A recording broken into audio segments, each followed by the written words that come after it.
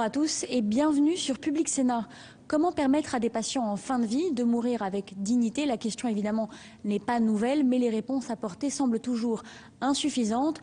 Deux députés, le socialiste Alain Claes et l'UMP Jean Leonetti, ont tenté de trouver de nouvelles réponses à cette question avec une proposition de loi sur la fin de vie qui sera débattue en séance publique à l'Assemblée nationale la semaine prochaine.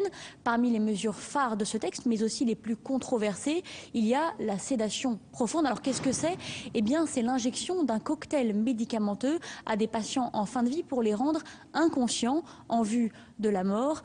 Il y a eu une table ronde à ce sujet précis au Sénat. Je vous propose de la revoir ce matin. Une table ronde dans le cadre d'un vaste colloque intitulé Fin de vie, quel nouveau droit, qui s'est tenu le 19 février dernier à la demande de la présidence du Sénat.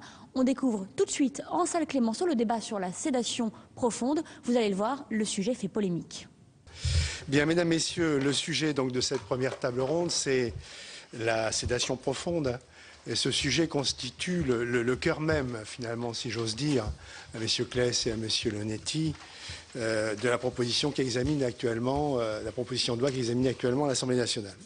Il ne me semble pas qu'un débat sur la fin de vie doive se résumer à la question de la légalisation ou non de l'euthanasie.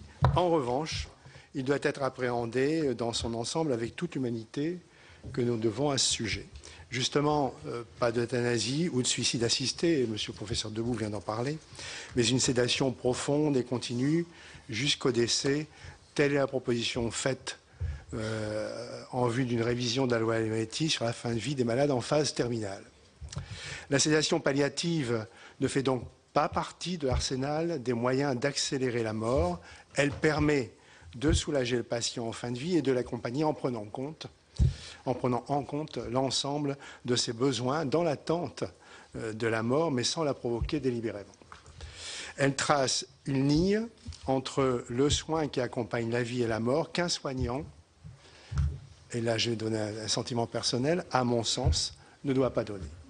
Aujourd'hui, je crois que nous sommes nombreux à en être convaincus. Il s'agit bien davantage, et les intervenants précédents l'ont dit également, de rendre la mort plus douce et paradoxalement plus naturelle.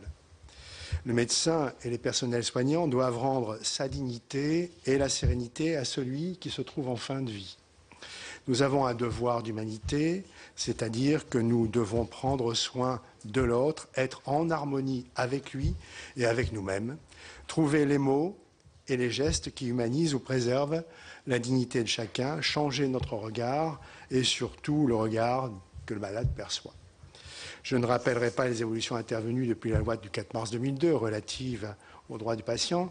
Elle avait, cette loi, reconnu à ces derniers le droit de refuser toute investigation sur leur personne ou toute thérapeutique, alors même que ce refus pourrait mettre en danger leur vie.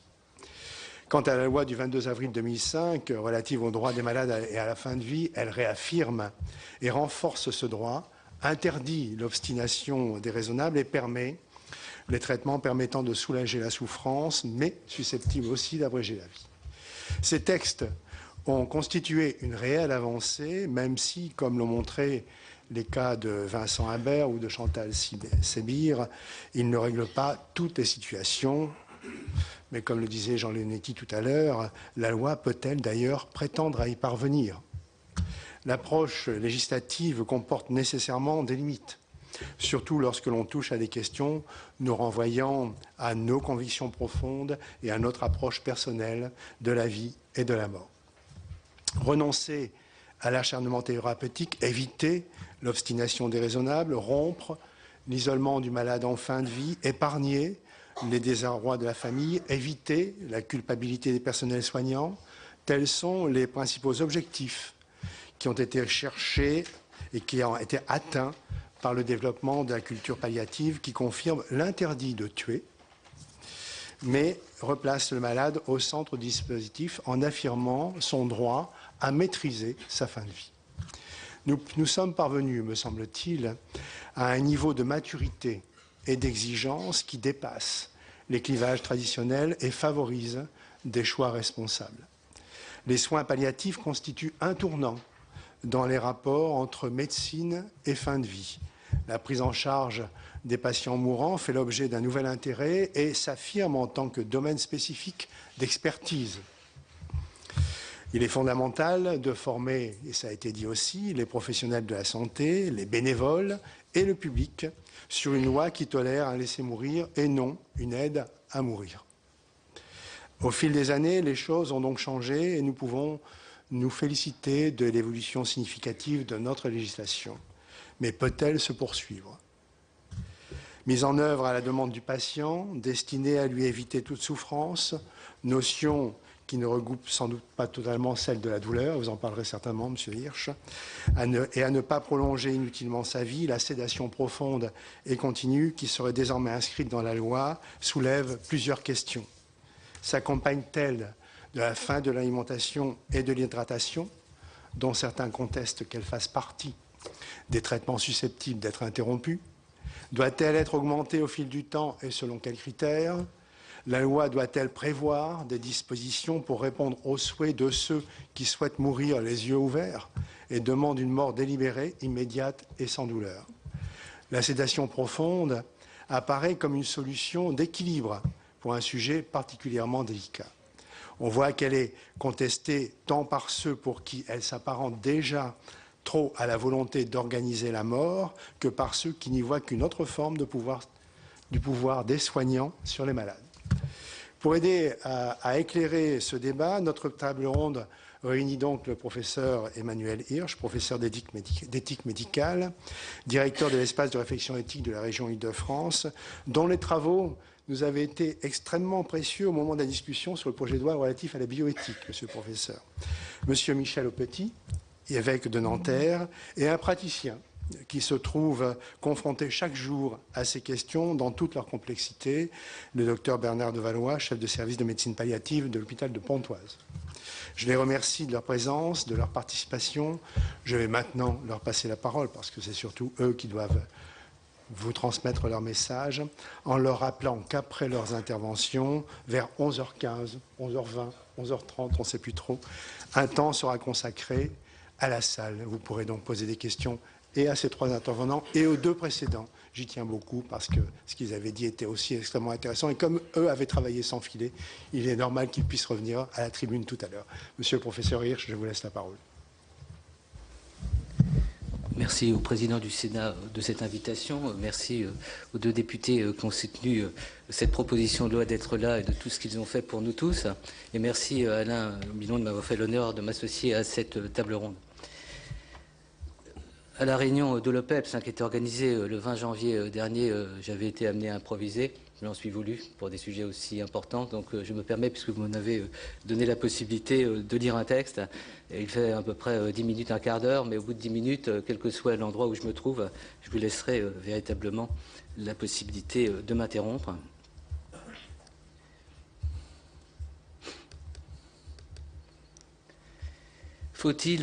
Peut-on aller plus loin dans les cas exceptionnels où l'abstention thérapeutique ne suffit pas à soulager des patients aux prises avec une douleur irréversible et qui appellent un acte médical assumé au terme d'une décision partagée et réfléchie? Poser cette question, c'est ouvrir une perspective qui elle-même entraîne un débat. Ce débat, dont il dit qu'il doit être noble et digne, que le président de la République que je viens de citer a souhaité le 17 juillet 2012, s'achèvera dans quelques jours avec une nouvelle loi relative aux droits des malades et à la fin de vie. Comment respecter la liberté d'une personne dépendante d'une maladie ou d'altération qu'elle ne maîtrise plus? Comment envisager avec elle ou pour elle, lorsqu'elle ne s'exprime plus, les conditions d'une liberté digne d'être encore vécue en société parmi nous, y compris lorsque, dans certaines circonstances extrêmes, respecter la personne consiste à ne plus être préoccupé que de la dignité et du bien-être de ses derniers instants, dans un environnement soucieux d'une présence et d'une attention humaine jusqu'au bout. Il n'est pas du tout certain qu'à elle seule, en dépit de ses qualités, la loi puisse répondre à des enjeux qui, c'est évident, relèvent de notre conscience et de nos responsabilités individuelles. C'est pourquoi j'évoquerai dans mon propos 3 points qui me semblent contribuer à une approche critique de la sédation profonde. D'une part, le mal mourir, puis la souffrance et la sédation, enfin, si j'en ai le temps, la médicalisation jusqu'à son terme du processus de fin de vie. Premier point, le mal mourir. À défaut d'être en capacité, comme certains y prétendaient hier, de changer la mort, voire de la maîtriser, il conviendrait désormais d'intégrer le modèle d'une bonne mort, d'un bien mourir, opposé à cette conception du mal mourir, figure emblématique de l'inacceptable, de l'insupportable, que l'on se contente de fustiger, sans aller plus avant dans l'analyse sociétale de ce qui la déterminerait. Il est en effet plus avantageux d'ériger des symboles que de s'investir au quotidien pour qu'évoluent les mentalités et les pratiques contestées depuis plus de 30 ans par ceux qui, pour leur part, assument la responsabilité politique de l'humanité du soin jusqu'au terme de la vie. Plutôt que d'intervenir sur le bien vivre, se vivre avec, revendiqué comme un droit fondamental par les personnes malades et leurs proches, nos responsabilités se sont figées dans la préoccupation de leur assurer un bien mourir. Les règles du vivre ensemble s'étendront demain à l'administration, reconnue comme un droit, d'une sollicitude active dans la mort. Car la fin de vie n'est plus perçue que dans ses expressions les plus extrêmes, comme une souffrance totale estimée incompatible avec une certaine idée des droits de la personne, pour ne pas dire des droits de l'homme. Après avoir asséné comme une vérité l'inapplicabilité de la loi du 22 avril 2005 relative aux droits des malades et à la fin de vie, le mal mourir s'est imposé comme une évidence scandaleuse, justifiant sans plus attendre l'intervention du législateur. Peut-on encore affirmer qu'à ce jour en France, en institution au domicile, on meurt aussi et de manière majoritaire, accompagné dans la dignité et le respect, et qu'aucune loi n'encadre, fort heureusement, ces relations en humanité? Il n'est plus l'heure de se soucier de l'état d'esprit que révèle, face à d'autres défis politiques et sociétaux déterminants aujourd'hui, l'urgence législative a, je cite, à bénéficier d'une assistance médicalisée pour terminer sa vie dans sa dignité. Fin de citation. L'impatience est telle que l'on devient pour le moins indifférent aux conséquences de ce qui se décide aujourd'hui, alors qu'il est tant question de lien social, de valeurs qui font société, notamment là où les vulnérabilités humaines en appellent à nos solidarités. Deuxième point, la souffrance, la sédation.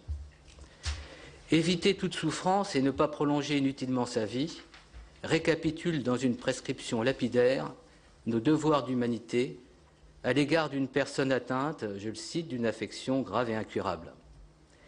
Face au mal mourir, qui est l'expérience d'une souffrance existentielle profonde et complexe, notre souci de dignité se satisfera désormais de la perspective, je cite, d'un traitement à visée sédative et antalgique. Afin de mieux saisir le sens de l'évolution législative envisagée à propos de la sédation profonde, évoquons ce qui la justifierait, la souffrance. La souffrance est une expérience personnelle, intime, qui ramène à soi et fragilise le rapport à l'autre. On ne peut pour autant renoncer à s'efforcer de penser son interpellation, ne serait-ce que pour mieux comprendre ce qu'une telle confrontation révèle de notre humanité, ou au contraire, ce en quoi elle en abolit l'ultime raison d'être et de persister. La lutte contre la douleur ne se réduit pas à de pieuses intentions, ni à la seule acquisition d'un savoir-faire, aussi indispensable soit-il. Voilà peut-être posé en des termes éthiques auxquels nous soumet la personne qui souffre. Voilà peut-être posé un des termes éthiques auxquels nous soumet la personne qui souffre. Comment envisager une position indiscutablement fondée dès lors que les stratégies d'apaisement de la douleur s'avèrent susceptibles d'abréger une existence? Ne refuse-t-on pas parfois à la personne ses ultimes moments de lucidité, pour ne pas dire de liberté, leur préférant un soulagement antalgique qui anticiperait l'instant de sa mort? Que représente, lorsque la personne est consciente, la négociation d'une sédation dès lors que ses bienfaits sont conditionnés par l'acceptation d'une échéance ainsi déterminée? Certains la comprennent même comme l'expression atténuée ou dissimulée d'une euthanasie consentie de manière tacite. Ne plus que souffrir, avec pour seule obsession l'entaille profonde qui accable au-delà du pensable, l'intensité d'une souffrance qui, on le comprend, ne cessera pas, incite à solliciter une délivrance qui n'apparaît plus possible que dans la cessation de la vie. La sédation en phase terminale, objet actuel de tant de disputation encore, peut parfois être considérée comme l'issue préférable lorsqu'il s'avère impossible de contrôler cette perception d'un envahissement qui accule la personne à ne plus être que souffrance. Ce n'est pas tant la mort qui est attendue que ce qui permet de trouver une échappée, quitte à y perdre la vie. L'insupportable de la maladie grave ne peut être limité à l'annonce des incertitudes qui ébranlent une existence et semblent rendre plus évidente, voire imminente, l'échéance de la mort. La peur de la solitude, du rejet, de l'incommunicabilité, de la perte de dignité évoquée précédemment, parvient à un niveau extrême lorsque la personne est comme enfermée dans sa souffrance. Le cumul de douleurs exacerbées au point d'en être indistinctes ramène à l'insurmontable sentiment de déchéance et précipite la rupture des derniers liens qui rattachent encore à la vie. Il s'agit déjà du défi majeur, dès lors que l'on ne peut plus que pratiquer une sédation, c'est-à-dire l'administration d'une dose d'antalgique qui contribue à un apaisement artificiel, équivalent parfois à l'ultime démarche d'un soin d'accompagnement jusqu'à la mort. Une certaine interprétation du principe de précaution tend aujourd'hui à l'appliquer aux conséquences possibles d'une souffrance qui ne bénéficierait pas d'une sédation appropriée. Ainsi comprise, la précaution est l'outil d'une vigilance ou d'une bienveillance sociale qui, à titre préventif, inciterait à privilégier cette approche préférable au pire. En toute neutralité, en quelque sorte. Il vaudrait mieux éviter, par exemple, un suicide dramatique qu'une sédation terminale. Les situations dites de dépendance et celles dont n'émerge plus que la souffrance se confondent dès lors qu'elles affectent l'autonomie de la personne. C'est dans ces moments intimes d'une particulière complexité que se posent les plus redoutables questions, celles qui nous font pourtant assumer ensemble. Il n'est pas dit que les logiques du renoncement, de l'évitement ou de l'abandon constituent l'attitude responsable, en dernier recours, pour tester ou retrouver l'humanité, là où elle s'avère à ce point contestée. N'est-il pas de l'ordre de nos obligations que d'être en capacité d'une mobilisation politique qui permette à chacun de parvenir au terme de son existence sans avoir été contraint à faire le deuil de sa dignité, de sa citoyenneté, au point de ne plus attendre de la société que l'acte d'une mort par compassion, d'une mort sous sédation, d'une mort médicalisée. De quelle valeur procède ce recours à l'anesthésie pour éviter toute exposition à notre finitude, à notre humanité? Qu'en est-il du courage promu d'une mort dite choisie, autonome, ramenée au protocole d'un endormissement morphinique sous contrôle médical? Qu'en est-il d'une mort dans la dignité, invoquée comme ultime liberté par ceux qui en délèguent l'office à une procédure administrative et un acte médical? Est-ce qu'il me reste 3 minutes pour la fin? Troisième point, la médicalisation jusqu'à son terme du processus de fin de vie. À la suite d'une curieuse construction qui, dans les années 80, contestait la démesure du pouvoir médical et le scandale de l'acharnement thérapeutique ou de l'obstination déraisonnable, c'est à l'arbitrage médical que l'on s'en remettra demain plus encore pour abréger une existence considérée indigne d'être poursuivie. Certes, afin de sauver les apparences, on minettra pour la bonne forme la rédaction de directives anticipées opposables, voire un processus décisionnel collégial en certaines circonstances. Et le terme de sédation, qui dénommera le protocole médical ayant pour fin la mort d'une personne, ne sera être attaché à l'acte d'euthanasie, tant les manipulations sémantiques permettent de préserver les apparences. La sédation serait ainsi profonde ou terminale, pour ne jamais dire euthanasique.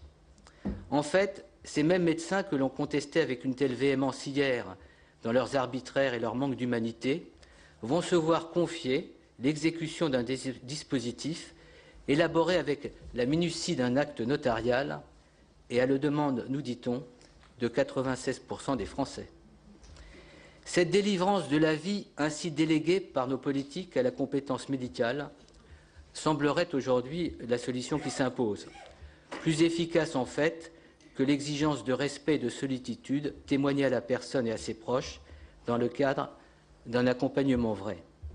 S'en satisfaire comme d'une conquête de la liberté et d'une avancée démocratique, c'est renoncer à considérer notre présence et notre attention auprès de celui qui va mourir comme l'ultime expression de la réelle solidarité qu'il attend de notre part.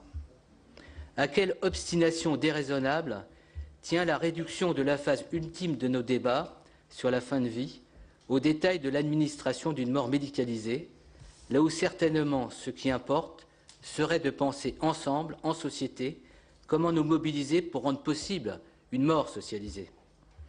Notre fonction sera peut-être désormais d'accompagner auprès des professionnels, je parle du point de vue de notre approche éthique, la mise en œuvre sur le terrain du soin d'une approche différente des circonstances qui relèveront de la nouvelle législation relative à la fin de vie. Je pense notamment aux soignants qui seront en situation de pratiquer la sédation profonde en application des protocoles qui s'imposeront à eux. Peut-on affirmer que c'est ainsi que nous parviendrons à trouver de la sérénité face à ce que nous savons plus évoquer ensemble qu'en des termes médicaux et juridiques? Pour conclure, convenons d'une part que s'il est un droit, c'est celui d'être reconnu dans la dignité de son existence jusqu'au terme de sa vie. Et d'un point de vue politique, il impose des choix et des dispositifs aujourd'hui carentiels. La souffrance existentielle est renforcée par le sentiment d'inutilité sociale, d'invisibilité, le cumul de négligence et d'indifférence équivalente à la sensation d'abandon, voire de mort sociale. C'est ajouter de la souffrance à la souffrance elle-même que de ne la considérer que dans ce qui en serait que l'expression pathologique, n'appelant dès lors qu'une réponse biomédicale dont l'indication extrême serait la sédation à la demande de la personne. Il n'est pas sans objet de tenter de comprendre ce que révèle de nos valeurs sociales cet ultime témoignage de notre considération à l'autre, ainsi assisté dans l'exercice de son droit à quitter la vie sous sédation. De quelle idée de la solidarité et de la fraternité procède cette expression de notre sollicitude? On le comprend bien, il ne saurait être question de s'ériger en moraliste et de nous départir d'un sens des responsabilités au regard de ces circonstances du long mourir ou de l'existence ramenée au parcours incertain d'une maladie chronique ou évolutive qui semble imposer ses règles. Mais nous satisfaire sans autres approfondissements de réponses convenues, c'est ignorer le vécu au quotidien de personnes malades ou affectées de handicap profond. Elles veulent tout d'abord être reconnues dans le droit de vivre avec, plutôt qu'en de celui de bénéficier d'une compassion sédative, là où leurs aspirations en appellent tout autant une réponse politique qu'à un juste soin.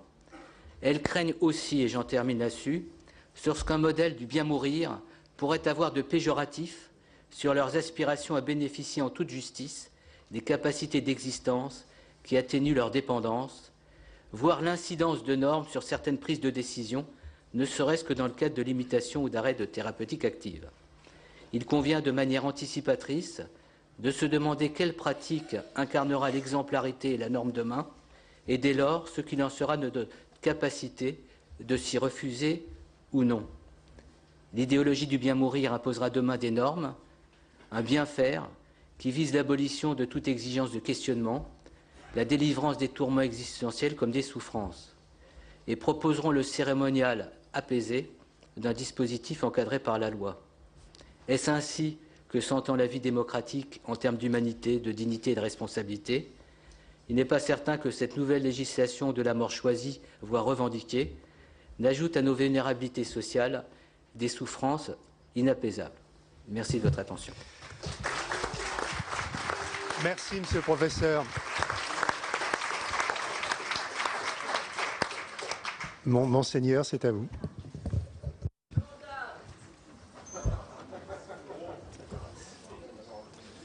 Eh bien, merci de me donner la parole. Je suis ici sans doute au titre du fait que j'appartienne à la petite commission qui a été demandée par la Conférence des évêques de France pour réfléchir sur ces sujets de fin de vie sous l'autorité de Monseigneur Dornelas, archevêque de Rennes. Donc nous nous sommes entourés dans notre équipe évidemment de chefs de service de soins palliatifs, de formateurs aussi de soins palliatifs, également de juristes, puisqu'il est important, le langage employé est toujours important. Et nous allons produire un petit livre justement pour apporter notre contribution. La question, c'est justement quelle proposition peut-on faire? Comment nous associer à la réflexion, qui aujourd'hui est une réflexion sociétale, qui est importante, auquel tous les citoyens sont appelés. Et donc l'Église, à ce titre, est appelée aussi à la réflexion. Et voilà pourquoi, sans doute, je suis là. Dans un premier temps, je voudrais me réjouir. Me réjouir tout d'abord parce que la conversation que nous avons aujourd'hui aurait été impossible il y a 40 ans. Pour avoir fréquenté les hôpitaux dans les années 70, puisqu'avant de rentrer au séminaire, j'étais médecin, eh bien, je peux vous dire qu'on ne s'occupait pas du tout des soins palliatifs et ce n'était pas du tout la culture palliative. Je me rappelle qu'on guérissait des maladies à l'époque. Et quand un patient avait le malheur de se trouver hors du champ de la guérison, eh bien, on peut dire, et je me rappelle très bien de cas très précis et multiples, qu'on le laissait un peu dans l'état où il était, sans s'occuper de lui autrement que par des soins minima. On lui donnait quelques antalgiques, en général très peu puissants. La morphine n'était pas employée et je me rappelle que j'avais eu moi-même du mal à faire passer la potion du St. Christopher's Hospital, c'est-à-dire la fameuse potion qui permettait de soulager un malade en phase terminale de cancer du poumon. Donc, ce que je veux dire, c'est quand même qu'il y a un progrès fantastique. Nous réfléchissons à cela. Nous sommes passés d'une culture de la guérison d'une maladie à la culture du soin d'une personne. Et ceci a été rendu possible. C'est d'abord pour dire qu'il y a un progrès depuis 40 ans qui est considérable et il faut en prendre acte, première chose. Deuxième chose, la question du mal mourir qui a été évoquée tout à l'heure. C'est vrai qu'on a parlé du deuil tout à l'heure. Deuil, c'est douel, c'est un vieux mot français qui veut dire la douleur. C'est une douleur dont on ne prend plus compte aujourd'hui. Or, je peux vous dire que les gens qui sont en deuil souffrent. Mais ils n'ont plus la possibilité de s'exprimer, soit par le fait d'avoir un habit particulier, comme le noir ou le crêpe qu'on portait autrefois, ou même dans nos églises. Autrefois, on mettait un grand drap noir, maintenant, il n'y a plus rien. La mort est devenue interdite. Vous savez, vous connaissez sans doute l'historien des mentalités, Philippe Ariès, qui montre comment la perception de la mort a évolué. Elle est importante parce qu'elle nous permet de comprendre les revendications d'aujourd'hui. Par exemple, la mort apprivoisée du haut Moyen-Âge jusqu'au XIIe siècle, puis la mort de soi du XIIe au XIXe et au XIXe, la mort de toi. Puis ensuite, la mort interdite à partir du milieu du XXe siècle. C'est-à-dire que la mort n'est plus possédée. Ce moment n'est plus possédé par celui qui va mourir. C'est d'autres qui s'occupent de cela. Et donc, on comprend que la seule revendication possible, c'est de demander la mort pour soi. C'est la seule chose qui reste. Et la réflexion que nous avons aujourd'hui permet justement aux patients de, quelque part, reprendre la main, ce qui me paraît déjà important. On est passé la mort interdite, même Gorer, alors ça, c'est des livres qui datent un peu, mais qui sont encore un peu toujours d'actualité, me semble-t-il. Gorer, cet écrivain anglais, parlait de « pornography of death », c'est-à-dire la mort est pornographique. C'est-à-dire qu'on est passé du tabou sexuel au tabou de la mort. La mort est interdite. Alors maintenant, revenons à problème de la sédation, puisque c'est sur cela qu'on me demande d'intervenir. La sédation profonde et continue se situe dans le cadre d'une phase terminale. Vous savez qu'avant la proposition de loi, et que la proposition de loi justement ne reprend pas ces termes, et la distinction de ces termes entre une sédation en phase terminale, c'est-à-dire une sédation qui est donnée au moment effectivement où la personne va mourir, ou est sur le point de mourir, et enfin est en fin de vie tout simplement, et la sédation terminale qui voudrait dire qu'on donne une sédation jusqu'à faire mourir le patient, qui est là un acte quasiment euthanasique. Donc on voit bien la différence qu'il y a entre les deux, et cette proposition n'est pas reprise, mais nous avons été vigilants justement pour bien distinguer les deux choses. Si je reprends l'intitulé de la phrase de la loi, c'est concernant la sédation terminale dont la visée est de soulager le patient et dont les effets secondaires pourraient être d'accélérer la mort. Si je prends la phrase, mettre en place, je cite, mettre en place l'ensemble des traitements antalgiques et sédatifs pour répondre à la souffrance réfractaire en phase avancée ou terminale, même s'ils peuvent avoir comme effet d'abréger la vie. Alors il y a une discussion, je sais, qui a lieu en ce moment, qui a eu lieu, qui va continuer d'avoir lieu. Est-ce que effectivement le fait d'accélérer la mort du patient est un effet secondaire ou est-ce que c'est un effet voulu ? C'est important parce que, vous savez, quand on fait une loi, tous les termes de la loi sont importants parce qu'elles sont interprétées par le juriste. Il est donc important d'être précis dans les termes de la loi, sinon on arrive à des jurisprudences qu'on n'a pas voulu. Et donc il est important de savoir si le même si est équivalent au fait d'introduire la notion d'effet secondaire, c'est-à-dire que ce n'est pas l'effet recherché par le médecin, mais c'est un effet secondaire. Par exemple, si je vous donne de l'aspirine pour vous soulager le mal de tête et que vous faites un édème de Coinck, c'est évident que je n'ai pas cherché un édème de Coinck. Bon, il se trouve que voilà, j'ai voulu vous soulager la tête, il y a des effets secondaires, je les connais, on en prend le risque et voilà. Donc c'est cela l'effet secondaire. C'est important, je crois, de le préciser, parce que l'effet recherché par le médecin, c'est bien de soulager la douleur. Alors, voilà, c'est la première question. Est-ce que ce même si, juridiquement, a la même valeur que la précision d'une chose comme l'intention médicale? Je pense que pour sortir de l'ambiguïté, il faudrait dire qu'effectivement, l'euthanasie n'est pas recherchée. Ce n'est pas une euthanasie tacite et il faudrait peut-être le préciser. Ensuite, le droit à la sédation profonde et continue. Je regarde si je suis encore dans les temps. Le droit des malades ne doit pas empêcher la juste relation de confiance entre le soignant et le soigné. C'est-à-dire que, ben voilà, le malade a des droits et c'est important. On connaît le droit des malades, la charte des malades ont permis de faire des progrès considérables. Moi, j'ai vu le temps, effectivement, on faisait des expérimentations sur les malades sans qu'ils soient au courant. C'est absolument scandaleux, mais maintenant, ce n'est plus possible. Donc, on voit bien que le droit des malades est important à protéger. Maintenant, il ne faut pas que ça détruise la relation médecin-malade qui est basée sur la confiance. Et je crois que c'est très important parce que c'est la tradition médicale française. Il se trouve que j'ai eu l'occasion d'aller à Boston et de voir effectivement comment cette tradition n'est pas tout à fait équivalente aux États-Unis. Et je crois qu'il est important de conserver cette confiance. Cette confiance, elle est basée sur le fait que le médecin n'est pas considéré comme un prestataire de service et que la relation humaine est la clé du soin à la personne mourante et que cette relation de confiance pourrait être gravement affectée si ce droit, je ne sais pas comment le dire, mais comment il va prendre effectivement, comment il va être effectif, comment il oblige le médecin et dans quelles circonstances. Il ne faut pas qu'il empêche, je crois, cette relation de confiance. Parce que la relation dans la loi française entre le soignant et le soigné est de l'ordre du partenariat, selon la loi de 2002. Je la cite, « Toute personne prend avec le professionnel de santé et compte tenu des informations et des préconisations qu'il lui fournit des décisions concernant sa santé. » Donc il s'agit bien d'un partenariat entre le médecin et le malade. On voit bien ce dont on a parlé tout à l'heure, c'est l'articulation entre la fraternité et l'autonomie. Autonomie, nous ne sommes pas autonomes. Là, nous avons bénéficié, nous sommes venus, nous avons bénéficié de ce que les autres pouvaient nous transporter, qui nous donne l'électricité, que le micro marche, etc. Donc, nous ne sommes pas indépendants. C'est vrai que l'autonomie, c'est le choix personnel, justement, appliqué à soi-même. C'est autonomos, c'est de se donner à soi-même sa propre loi.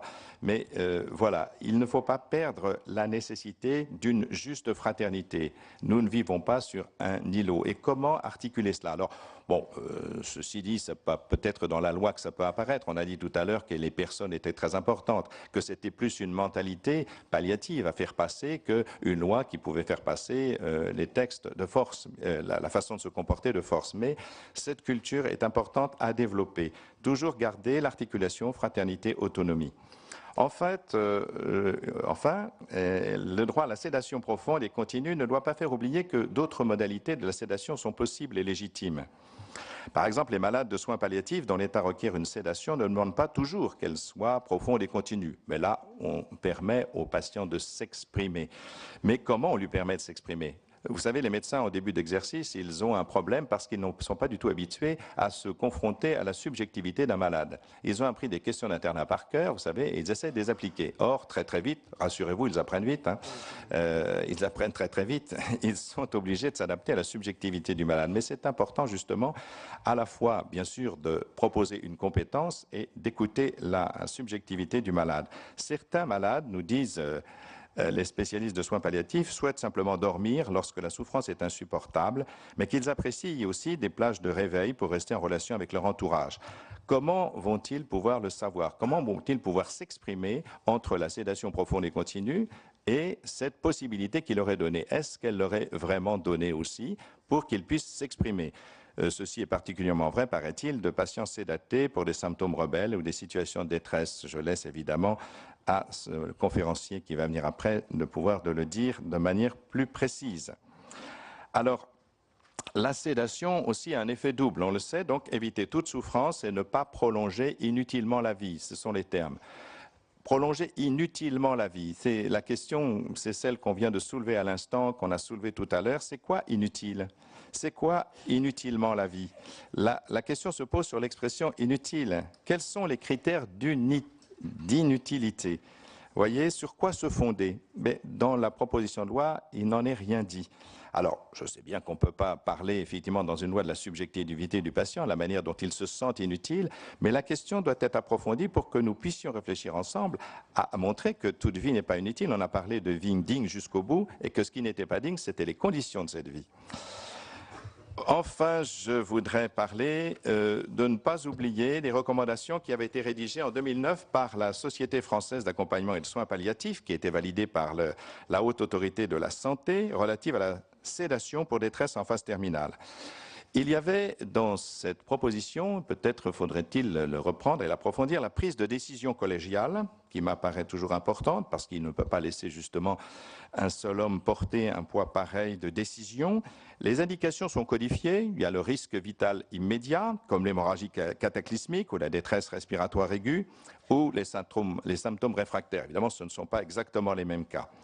Il y a aussi le cas le plus difficile, ce qu'on vient d'aborder il n'y a pas longtemps, là juste à l'instant, détresse psychologique existentielle. Alors ça, c'est quoi? Et en interrogeant beaucoup de responsables de soins palliatifs, il semble que dans ces cas-là, justement, comme on a dit, c'est la sédation transitoire et non continue qui serait la plus adaptée, sinon effectivement, on désespère de toute possibilité d'aider ce patient à se reprendre et à retrouver le goût de la vie ou de sens de son existence. Enfin, les médicaments utilisés, vous le savez, c'est la plupart du temps le midazolam, plus connu sous le nom d'Hypnovel. Et si on utilise ce médicament, et seulement ce médicament qui est utilisé dans la plupart des cas, eh bien, la sédation ne précipite pas la mort si les bonnes recommandations de bonnes pratiques sont respectées. Donc, il n'y a pas toujours. Alors, on peut augmenter les doses, etc. Enfin, donc, pour conclure ma petite intervention, je crois que continuer la réflexion, c'est s'engager réellement pour le développement des soins palliatifs. On a vu le progrès qui a été réalisé depuis 40 ans de manière considérable, et je pense qu'il faudrait aussi un nouveau plan national, puisque le dernier s'est achevé en 2012.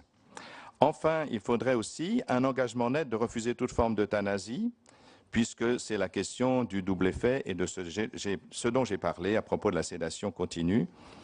Enfin, il faut faire attention, je crois, à la singularité de chaque situation. On ne peut pas mettre tout le monde dans le même sac, on l'a vu justement pour cette sédation continue, et en fonction des cas cliniques, il peut y avoir des attitudes différentes. Et je pense que c'est important de garder cette singularité. Il y avait la question aussi lancinante de l'hydratation et de l'alimentation par voie artificielle. Alors je sais que le débat se porte entre est-ce un soin ou est-ce un traitement?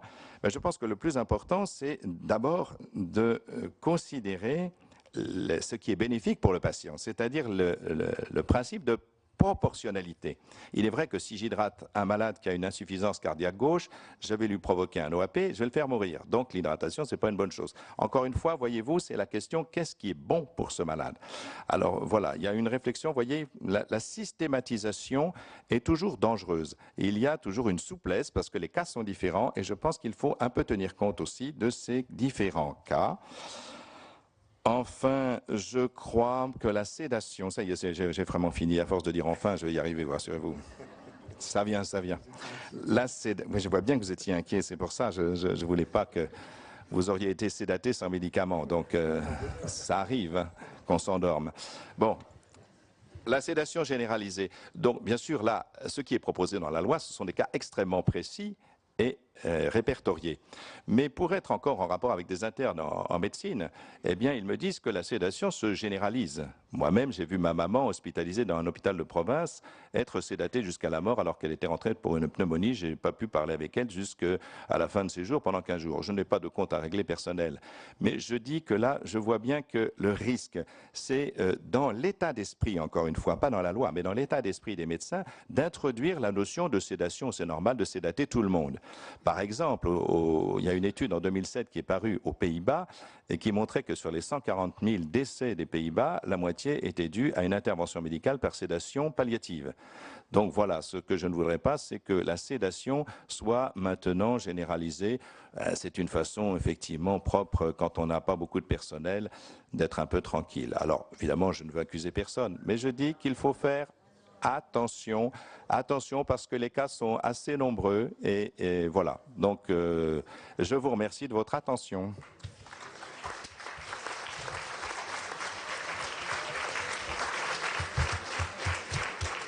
Merci, Monseigneur. Monsieur, Docteur de Valois, c'est à vous. Merci au président du Sénat, au président des deux commissions de m'avoir invité à cette table ronde. Mon rôle n'est pas facile, je suis entre un philosophe, un religieux, moi je suis un médecin de terrain. Alors ceci étant, Montaigne, reprenant Aristote, disait philosopher, c'est apprendre à mourir. Donc voilà, on y est. On sait bien qu'en fin de vie, les besoins, la quête spirituelle est importante. La religion est une façon de répondre à ces quêtes spirituelles. Je veux aussi, moi, porter témoignage qu'il peut y avoir une spiritualité qui soit non religieuse et qui est néanmoins tout à fait importante. Moi, je suis anesthésiste de base, de formation, donc quand on parle des techniques d'anesthésie, disons que ça me parle un petit peu, donc voilà peut-être une des raisons pour lesquelles j'ai pas mal travaillé. On m'a demandé ce soir de cet après-midi, fin de matinée, de venir. Non, parce que je suis en train de me projeter, je devais à Dijon cet après-midi, je suis en train de la nuit, enfin bon, voilà. Donc de venir parler autour de ces questions, puis je vais essayer justement de clarifier, parce que j'entends des choses où il y a vraiment une grande confusion. Tout à l'heure, l'analyse sémantique a été intéressante des deux intervenants précédents. Et puis là, on voit bien que voilà, si la sédation continue devient la seule forme de sédation, on voit donc on va essayer de poser un petit peu les choses tranquillement pour dire finalement, qu'est-ce qu'on peut faire avec un traitement à visée sédative, que ce soit celui dont il vient d'être question, qui est le principal, l'hypnovel, ou avec d'autres, je vais les appeler des traitements à visée sédative. Qu'est-ce qu'on peut faire? On peut faire plein de choses. Il n'y a pas une sédation. Il y a différentes intentions possibles dans l'utilisation de traitements à visée sédative. Il y a notamment, il y a été fait allusion aux démarches, aux recommandations de bonne pratique qui ont pu être faites par la Société française d'accompagnement palliative validée par la Haute Autorité de Santé, qui dit en gros que on peut déjà faire un traitement à visée sédative qui respecte deux principes, qui sont la proportionnalité et la réversibilité. Je ne vais pas faire un topo trop long.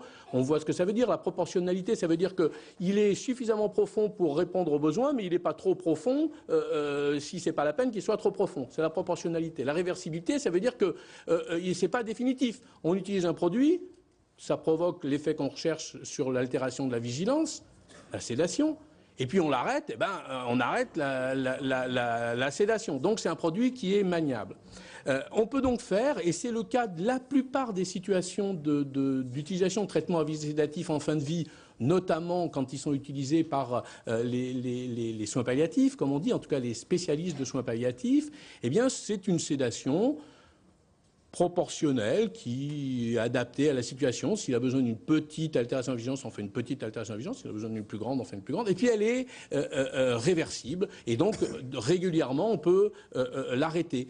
Moi, par exemple, dans mon service, hier, on a une patiente qui a des grandes angoisses la nuit, mais vraiment très fortes, avec des hallucinations, des choses terribles. Elle a une sédation la nuit. Et puis le matin, quand sa famille arrive, on arrête. À 7h du matin, on arrête le produit. À 8h30, elle est parfaitement réveillée. Ça, c'est une pratique qui n'est pas du tout remise remise en cause, ou alors je ne sais pas lire les textes, par la proposition qui nous est faite. C'est une pratique qui doit continuer à exister.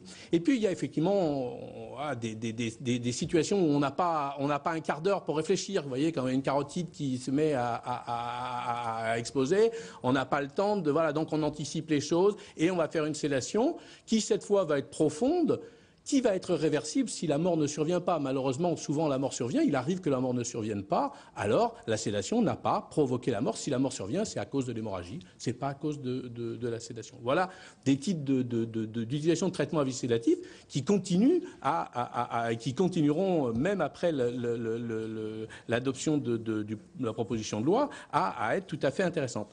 Et puis, il y a ce qui est déjà pratiqué, ce que nous pratiquons, en tout cas moi, ce que je pratique depuis au moins une dizaine d'années, qui n'était pas du tout interdit par la loi, qui était permis, notamment à travers l'article 2 de la loi de 2005, dit à tort, je n'ai pas le temps de développer sur le double effet, parce que c'est un peu plus compliqué que ça, le double effet, mais bon, qui nous permet parfaitement de faire une sédation profonde et continue, jusqu'à ce que le décès survienne. Pour vous donner un ordre d'idée, on vient de regarder un petit peu dans le service ce que ça représentait. Nous, on ne gère que des situations de mort complexes. Ce n'est pas du tout représentatif de l'ensemble des situations de mort. Par définition, quand on vient dans une unité de sympathique, c'est que c'est particulièrement compliqué. Nous, ça représente entre 5 et 10% des décès qui, effectivement, s'accompagnent d'une décision qui est une décision bien réfléchie, collégiale, très anticipée, dans toute la mesure du possible anticipée avec le patient, où, effectivement, on a une situation où on utilise un traitement à visée sédatif qui va entraîner une sédation profonde et où on ne va pas réveiller le patient. Parce qu'à un moment, ce dogme de la réversibilité que j'évoquais pose problème. Moi, je m'en suis aperçu il y a déjà une quinzaine d'années, je me rappelle très bien, une patiente pour qui on nous avait dit il faut faire la réversibilité, mais ok, on a réveillé cette patiente. Et on l'a réveillée 2 fois, 3 fois, et elle était toujours aussi mal. Et là, sa sœur m'a dit, mais enfin, écoutez, arrêtez de la réveiller, ça ne sert à rien. Donc effectivement, c'est là où moi j'ai pris conscience que dans certains cas, chaque cas est individuel. Dans certains cas, eh bien, il faut aller au-delà des réversibilités et effectivement assurer une sédation profonde et continue jusqu'à ce que le décès survienne. Donc aujourd'hui, moi, quand je lis la proposition de loi, je ne vois pas ce qui peut poser problème. L'intentionnalité, elle est claire. Il est dit clairement que c'est pour soulager un patient qu'il n'est pas possible de soulager autrement.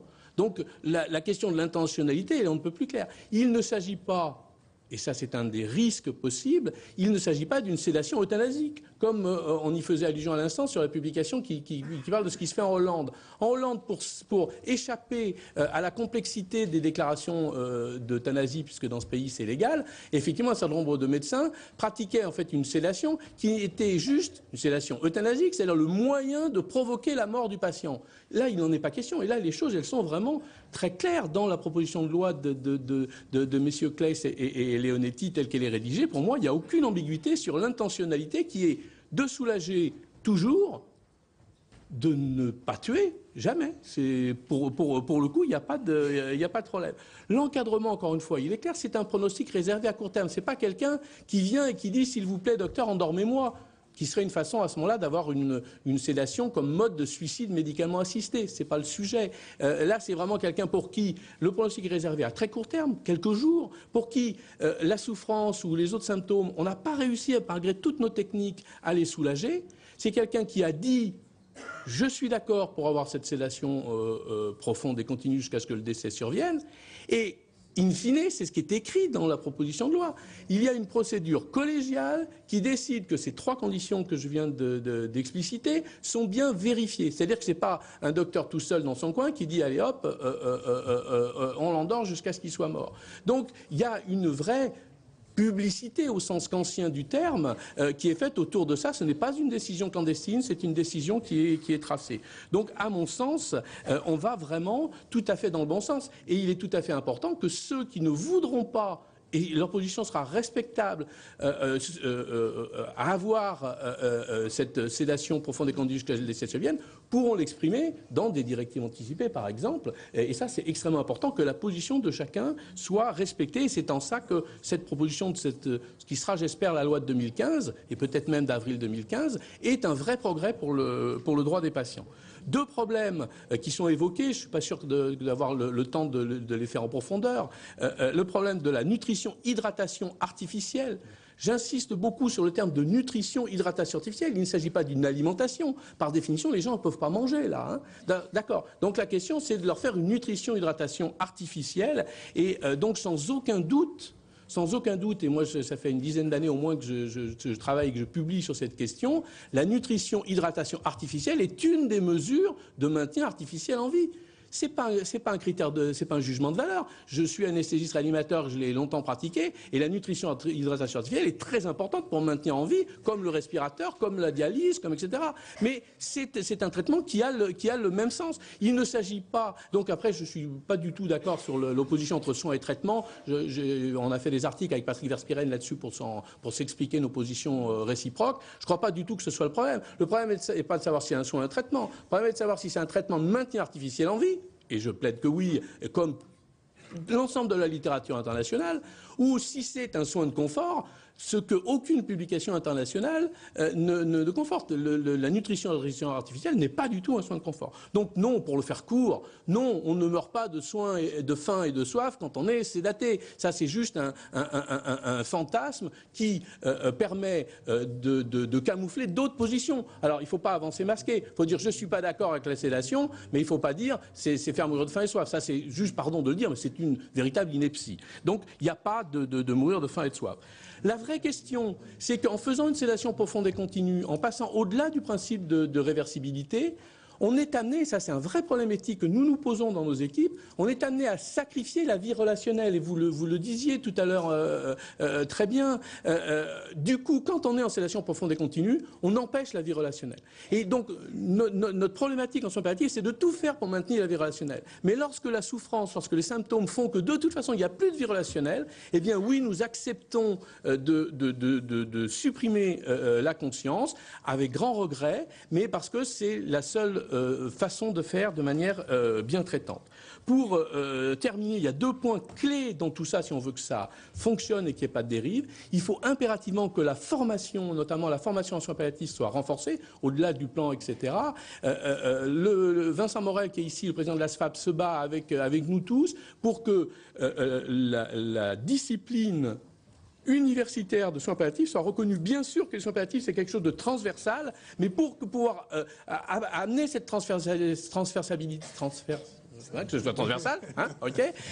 Eh bien, il faut qu'il y ait des gens dont c'est la spécialité et qu'il y ait une formation universitaire spécifique. Ne pas accepter, comme ça semble être le cas aujourd'hui, qu'il y ait une formation universitaire spécifique sur les soins palliatifs, c'est aller vers une dilution et vers empêcher la démarche palliative d'irriguer l'ensemble de la médecine. Ça, c'est vraiment un problème important. Deuxième problème auquel moi je suis très très attaché, mais vous aussi, je le sais, notamment messieurs les parlementaires, sénateurs ou députés, c'est la notion d'évaluation des politiques publiques. Aujourd'hui, on a des intentions. Pour moi, ces intentions du législateur, je les partage. Par contre, il faut que nous puissions vérifier, et pas dans 10 ans, que nous puissions vérifier au chemin faisant, comme on dit en termes d'évaluation de politique publique, une évaluation concomitante, au moins tous les ans, qu'on se dote d'outils, de tableaux de bord, d'organes d'évaluation. On ne peut pas s'évaluer soi-même, ça ne peut pas être les médecins de soins palliatifs qui s'évaluent. Hein. Donc, il est très important de mettre en place une politique d'évaluation. Si la Belgique l'avait fait, eh bien, le constat des dérives que nous faisons aujourd'hui, s'ils avaient fait l'évaluation chemin faisant, il ne serait pas ce qu'on constate aujourd'hui avec des pratiques tout à fait dramatiques en termes de dérives. Donc, si nous ne voulons pas de dérives en France, mettons en place une évaluation des politiques publiques. Pour finir, je voudrais rappeler que cette citation du Dalai Lama qui prête à Léonard de Vinci, alors on prête corrige, je ne l'ai pas vérifié, en tout cas pour moi, qui est une façon de conduire ma vie quotidienne, c'est de dire que penser est facile. Agir est difficile, mais agir selon sa pensée est ce qu'il y a de plus difficile au monde. Merci de votre attention. Merci. Je vais Je vais demander à M. Régnier et M. Debout de revenir sur la scène et vous dire, Monseigneur, que notre autonomie est liée au temps technique et qu'on vient de me passer un message nous disant que nous n'avons plus que 10 minutes pour poser les questions. Alors je passe directement la parole à la salle. On passera 2 ou 3 questions maximum. Si vous voulez bien passer le micro, on va commencer par le fond et revenir par ici. Bonjour à tous. C'était une question qui était destinée notamment au dernier intervenant, le docteur de Valois. En fait, d'après ce que j'ai pu saisir de ce que vous avez dit, la sédation profonde existe déjà dans les services médicaux. Étant donné donc cet état de fait, la proposition de loi nouvelle n'apporterait donc rien. Ou est-ce que plus sûrement, parce que j'imagine bien qu'il y a eu de grandes concertations et de nombreuses concertations, est-ce qu'elle viserait alors, cette nouvelle loi, à généraliser et officialiser cette sédation profonde qui existe donc déjà? Alors, juste très rapidement, elle existe dans certains services, elle n'existe pas partout, très loin. Et il y a encore beaucoup de gens, je ne sais plus lequel d'entre nous le disait, avec, je ne sais pas si c'était M. Kless ou M. Leonetti, qui disait qu'il y a encore des gens, pardon de dire les choses, mais qui meurent en faisant la carpe. Voilà, donc c'est M. Leonetti. Voilà, ça, donc malheureusement, ces pratiques, lorsqu'elles sont nécessaires, et dans un petit nombre de cas, elles sont nécessaires, ne sont pas encore suffisamment faites. C'est pour ça que la loi, elle sert déjà à reconnaître non pas donc un droit à la sédation. Pour moi, c'est un terme qui est ambigu, droit à la sédation. Droit à la sédation, ça veut dire que j'ai un malade qui peut venir et qui me dit allez-y, docteur, faites-moi une sédation. Mais le droit à recevoir une sédation quand son état le nécessite. Et que je trouve scandaleux, c'est un combat quotidien qui me fait mal à mes coronaires, de voir qu'effectivement, aujourd'hui, un certain nombre de mes collègues, par crainte, par peur, par ignorance ou je ne sais quoi, ne pratiquent pas une sédation profonde et continue alors qu'il y en a besoin. Et voir un patient mourir dans ces conditions horribles, pour moi, c'est pas possible. Alors donc nous, on ne le fait pas. Mais je sais que c'est encore fait. Donc, le fait de l'écrire dans la loi et de l'encadrer, parce qu'encore une fois, aujourd'hui, ces pratiques, elles sont possibles, mais la sédation euthanasique, elle est tout aussi quelque part possible. Moi, c'est une de mes craintes, j'avais écrit au moment, en 2004, un peu avant l'adoption de la loi de 2005, en disant, mais l'article 2 sur le double effet pourrait tout à fait laisser passer des pratiques qui seraient des pratiques euthanasiques. Donc, je crois vraiment qu'il est très important que la loi encadre des pratiques, mais elle les encadre, elle ne les borne pas au sens d'être bornée, et elle nous laisse absolument toute l'importance de la réflexion éthique, et nous devons le développer non pas seulement dans les happy few que sont les unités de soins palliatifs, mais qu'elles soient partout. Partout. Et ça, c'est le boulot de la loi. Et moi, encore une fois, je trouve qu'on va vraiment dans le bon sens. Une autre question, monsieur, là-bas? Oui, Daniel Carré, je voudrais là interpeller, en fait, les gens qui ont organisé le colloque. Je représente, en fait, ici une association qui est la DMD. Je suis également membre de la commission consultative des droits de l'homme.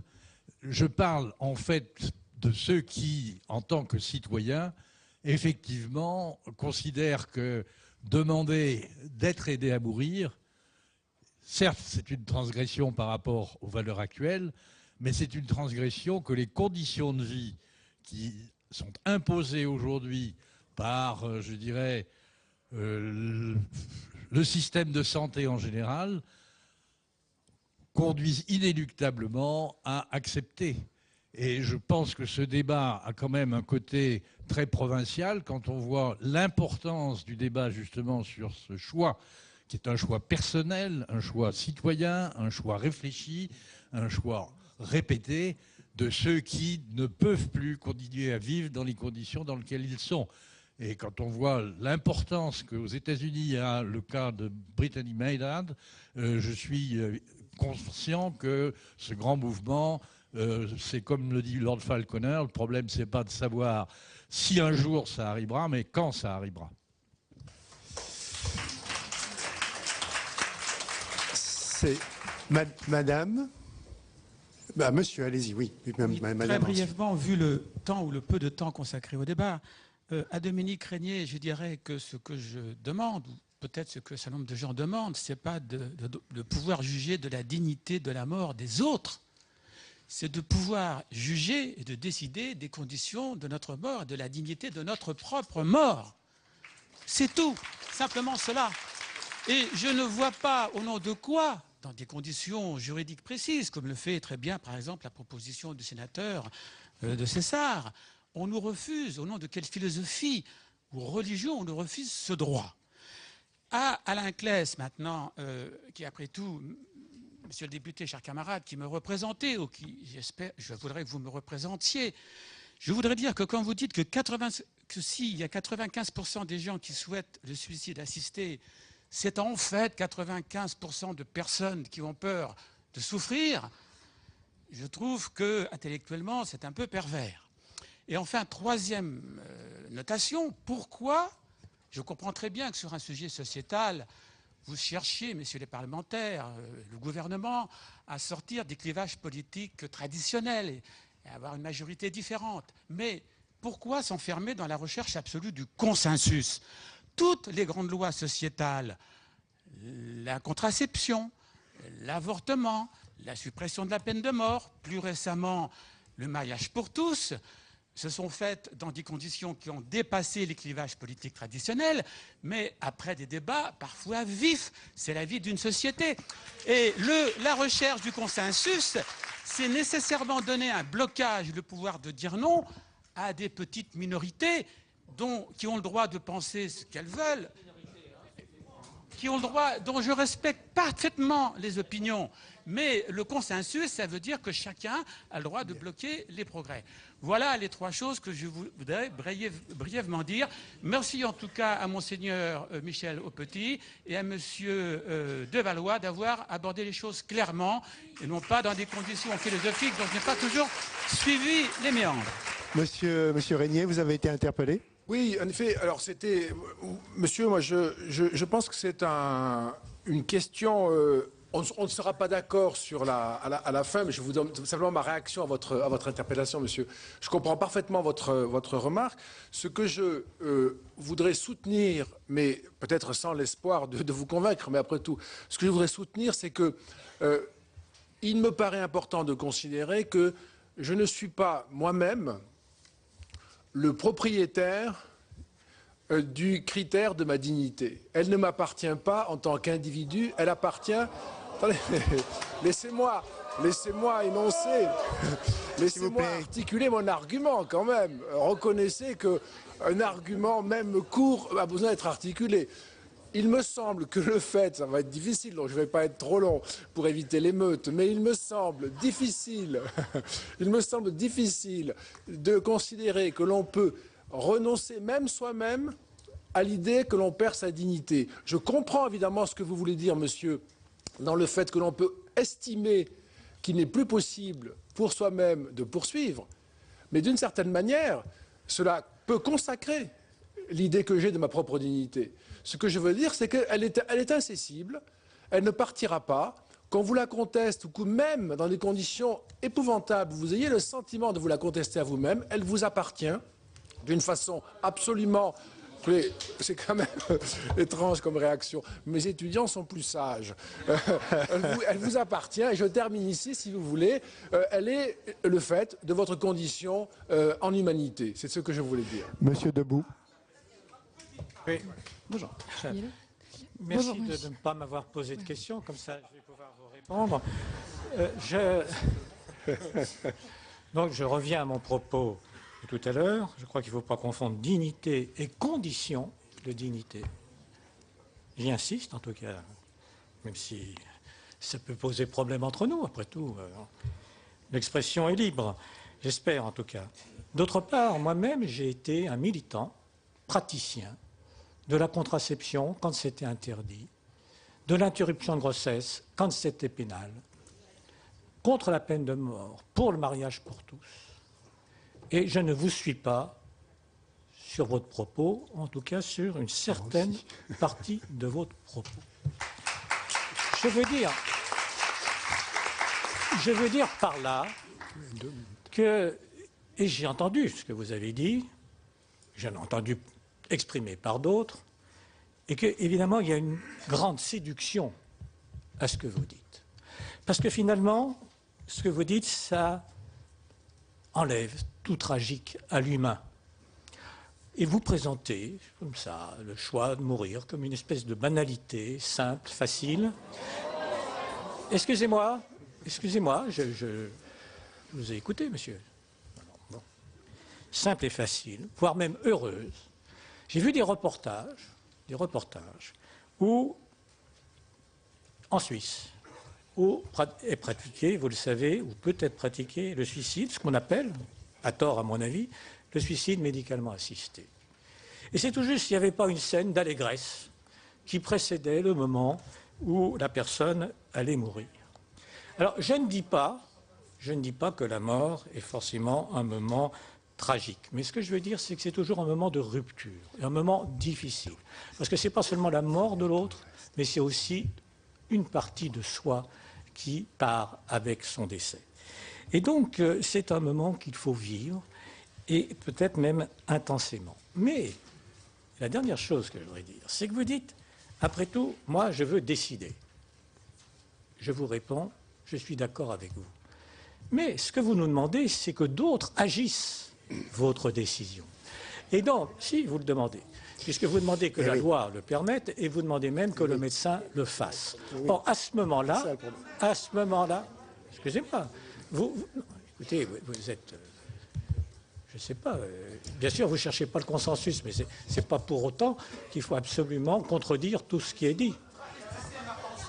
S'il vous plaît, laissez au moins répondre. De pouvoir vous le faire vous-même. Ah bon, alors... Professeur, 2 secondes. Excusez-moi, je termine, excusez-moi. Je n'avais pas entendu ça dans votre propos, ce qui peut effectivement le changer. Merci. Mademoiselle, c'est moi qui préside la séance et j'ai passé la parole à la dame là, qui lève le bras depuis longtemps. Donc c'est elle qui va poser sa question. Et après, vous poserez la vôtre et ce sera terminé. Je ne poserai pas la question de savoir si la France a la volonté et le pouvoir, pour des raisons économiques entre autres, de développer les soins palliatifs autant qu'il le faudrait, en particulier à domicile. Parce que ça conditionne quand même beaucoup de choses. 2 points, très brièvement. Monsieur Claes a dit effectivement que 90 à 95% des Français souhaitaient l'euthanasie et le suicide médicalement assisté. Et il a fait une jolie pirouette en disant « Mais comme on n'a pas posé la question de savoir si dans d'autres conditions de sédation de la souffrance, etc., il le demanderait aussi, donc on ne peut pas tenir compte de ce chiffre. » Très bien, c'est ce que j'appelle une pirouette. On a escamoté la réponse à la question qui avait été posée, donc à ce moment-là, il ne fallait pas la poser. La dernière question, très brièvement, c'est sur un point qui a été évoqué par un orateur, je ne sais plus lequel, excusez-moi. C'est à propos du fait que permettre le suicide médicalement assisté risquerait d'inciter en particulier des adolescents au suicide. Ça m'a particulièrement touchée. Je suis ou j'étais médecin d'enfants et d'adolescents dans mon service hospitalier. Et je pense que dans les pays où se pratique le suicide assisté, ils doivent pouvoir répondre à la question est-ce que, oui ou non, ça a facilité et augmenté le nombre de suicides d'adolescents? Si ça n'est pas le cas, il ne faut pas prendre cet argument, il ne faut pas donner cet argument. Bien. Vous avez interpellé monsieur Debout sur le sujet qui va peut-être vous répondre un peu. Monsieur de Valois souhaite répondre aussi. Sur les pays que vous évoquez, madame, tous nous disent que le suicide assisté est demandé par une population très différente de ceux qui tentent ou qui meurent de suicide. Et donc, il n'y a pas forcément d'effet direct entre la loi qui autorise ce suicide médicalement assisté et le fait que de jeunes tentent, voire malheureusement meurent de suicide. Ce que j'ai voulu dire, par contre, c'est que derrière toute loi, il y a un message que la société adresse à tous les citoyens. Et qu'il faut être clair avec ce message. Est-ce que la société est là pour protéger la vie?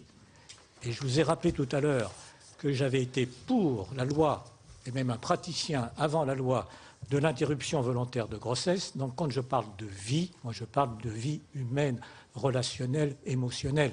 Je ne parle pas de vie biologique. Je finis ma parenthèse.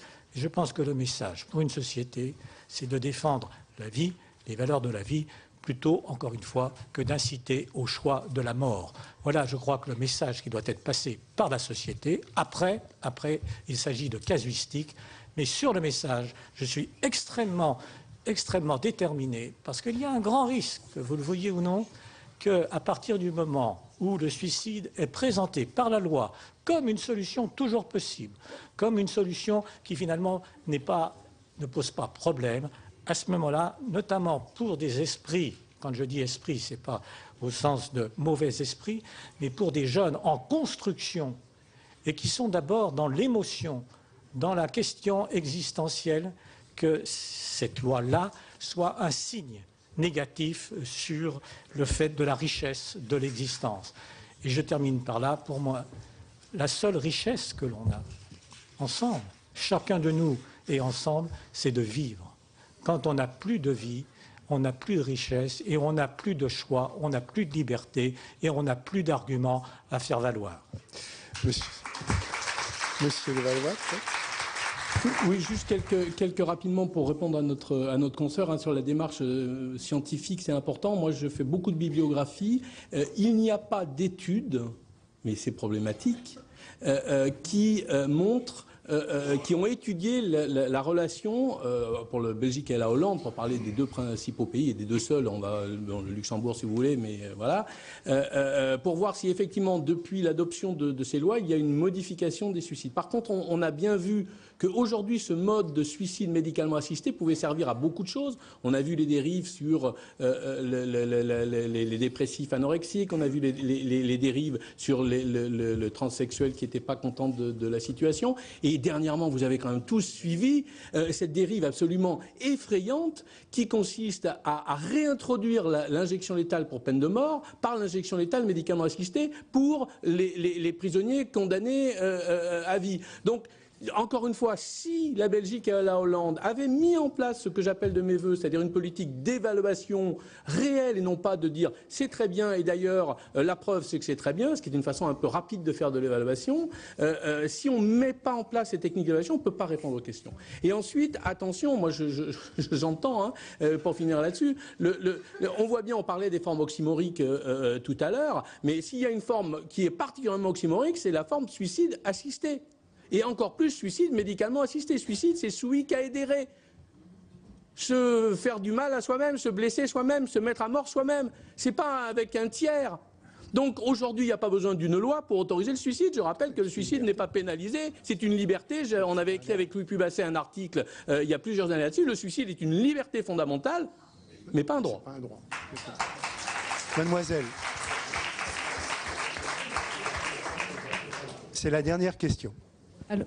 Bonjour messieurs, je suis Alix, étudiante en médecine et porte-parole de l'association Soigner dans la dignité qui regroupe plus de 620 étudiants en médecine. Nous, ce qu'on demande, c'est une meilleure formation sur la fin de vie et également à rester dans la tradition de la médecine qui se veut humaniste, qui est celle qui soigne et pas celle qui tue. Un point qui nous inquiète dans cette proposition de loi, est-ce que, c'est vraiment une question, est-ce qu'un patient qui serait en état stable et qui demanderait l'arrêt de traitement et qui considérait l'alimentation et l'hydratation comme un traitement, est-ce que ce serait autorisé d'assortir ça d'une sédation? Et dans ce cas-là, est-ce que la visée qu'on recherche n'est pas euthanasique? Docteur. Pardon, ça tombe encore sur moi, désolé. Professeur Hirsch, peut-être aussi. Là-dessus, enfin, moi, je vous renvoie y compris à des choses que j'ai écrites dans un livre qu'a coordonné Emmanuel Hirsch. Vous avez une réponse en une quinzaine de pages. Et c'est déjà court pour répondre à cette question. Donc, en 30 secondes, ça va être compliqué. Il y a un droit fondamental qui a été accordé par la loi de 99, alinéa 3 de l'article 1er. Le patient a le droit de refuser un traitement conforté par la loi de mars 2002 et renforcé par la loi d'avril 2005 qui dit qu'un patient a le droit de refuser tout traitement, et notamment un traitement de maintien artificiel en vie. Donc oui, tout malade a le droit de refuser un traitement de maintien artificiel en vie. Ce n'est pas une euthanasie, c'est le respect des droits des patients, et j'y suis particulièrement attaché. Voilà, merci beaucoup. Je voudrais juste ajouter, la Commission des affaires sociales a nommé 2 rapporteurs ici au niveau du Sénat, qui sont M. Gérard Deriot et M. Michel Amiel.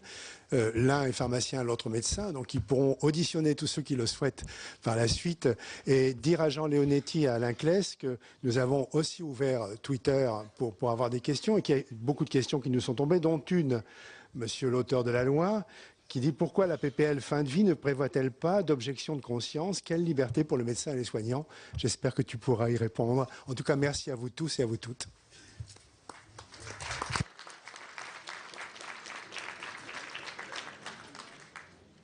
Voilà pour cette table ronde sur le thème de la sédation profonde. Alors je vous le rappelle, c'est l'injection d'un cocktail médicamenteux pour rendre un patient en fin de vie inconscient en vue de la mort. Un sujet évidemment très controversé qui a été débattu ici au Sénat par des représentants du personnel médical et des autorités religieuses. La sédation profonde, c'est aussi l'une des mesures phares de la proposition de loi sur la fin de vie qui arrive en débat en séance publique à l'Assemblée nationale la semaine prochaine. Vous pouvez toujours voir et revoir toutes nos tables rondes sur le site publicsena.fr. Très bonne journée à vous sur les chaînes parlementaires.